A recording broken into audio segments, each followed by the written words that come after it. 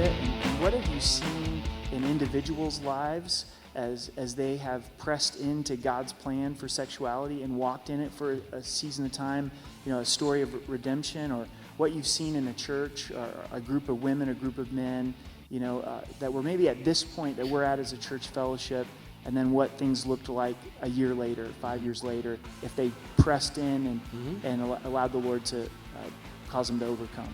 Why don't you go first, Dan? Well, on that, I've been doing the conferences for over 20 years, and I've gone back to churches 5 years later, 10 years later, 8 years later. 3 weeks ago, I was in Connecticut, and 8 years ago, we did a men's conference, and men are still free, and they come up and hug me and thank me because they're still free, and they still have groups, and I encourage every man to go through the clean groups, because that's about sexual purity and integrity. You don't have to have a problem to go to that group. That's equipping for sexual strength.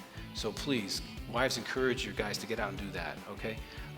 But what I've seen in churches is more incredible, because what happens is it's usually, and God sends me to a lot of churches when they're at a critical point in their development, because he's healing something to give more to you.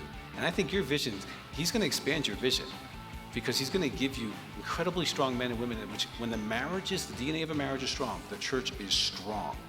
Because when you don't have shame in your sexuality, you can do ministry. You don't have secrets, you can evangelize.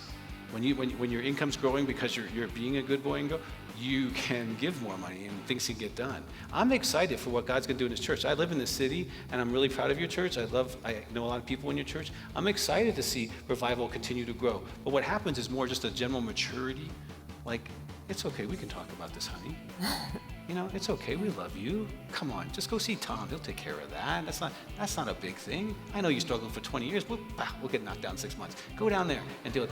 And there becomes this kind of gentleness about, hey, we're not scared of sexual sin in our house. Like, we expect you not to be totally perfect when you walk in the door. It's kind of the objective of the church. And so if you happen to get wounded in this way, this person, they'll minister to you. They'll take care of you. We love you. You're not disqualified. You're qualified. Come on in. So there's a warmth that shows up, and especially with someone like you, like kind of is cool with it. It's like God will attract people that will say, "Oh, they're going to love me anyway." That's a great testimony of the Church of Jesus Christ. Yeah.